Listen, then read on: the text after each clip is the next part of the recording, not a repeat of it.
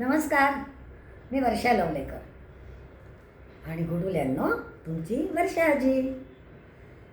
आपल्या काव्य वर्षा चॅनलवर तुमचं सगळ्यांचं मनपूर्वक स्वागत. आज 20 मार्च आहे. आता तुम्ही म्हणाल 20 मार्च त्यात काय नवीन आहे, दरवर्षीच येतो ना हा दिवस. बरोबर आहे, अगदी बरोबर आहे तुमचं म्हणणं. पण बघा, वर्षातून एकदा आपल्या सगळ्यांचा वाढदिवस असतो की नाही? हो ना. मग आज 20 मार्चला आपल्या गुडुल्या चिवताईचा पण वाढदिवस असतो आणि म्हणूनच आज मी तुमच्यासाठी एक चिवताईचीच छानशी कविता घेऊन आले आहे.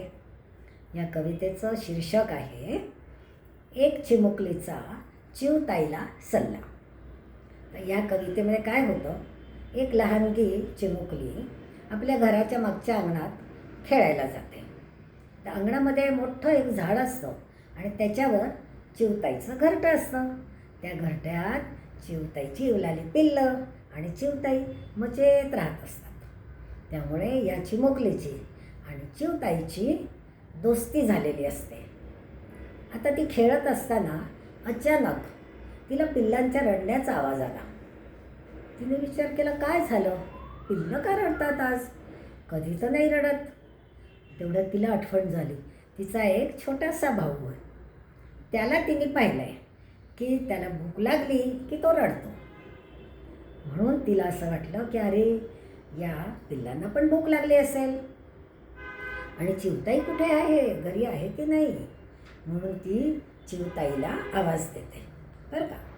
आणि मग त्या लोकांचं दोघींचं आपसात काय बोलणं होतं ते सगळं आपण या कवितेत ऐकणार आहोत. तर काय असतं, एक चिमुकली आपल्या घराच्या अंगणामध्ये खेळायला जाते. बरोबर.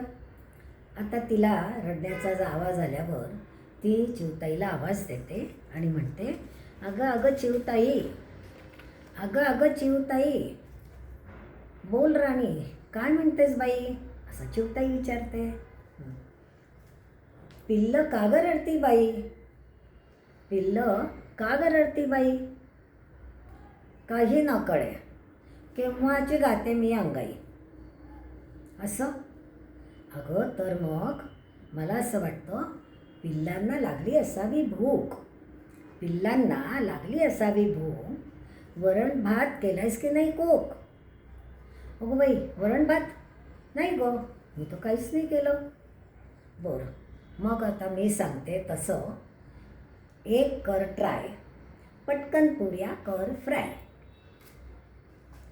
सोबत कर छानशी बटाट्याची भाजी, छानशी बटाट्याची भाजी, पण जशी बनवते माझी आजी बरं का, तशीच कर.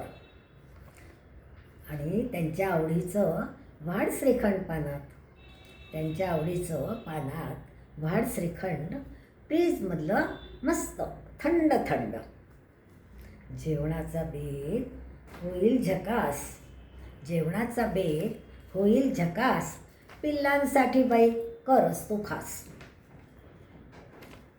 जेवून पिल्लं खुश होतील, जेवण पिल्लं खुश होतील, मी सांगते ना, रडणं पिडणं सारं विसरून जातील. नंतर प्रेमाने तुला मिठी मारतील, प्रेमाने तुला मिठी मारतील आणि खूप साऱ्या पप्प्या देतील.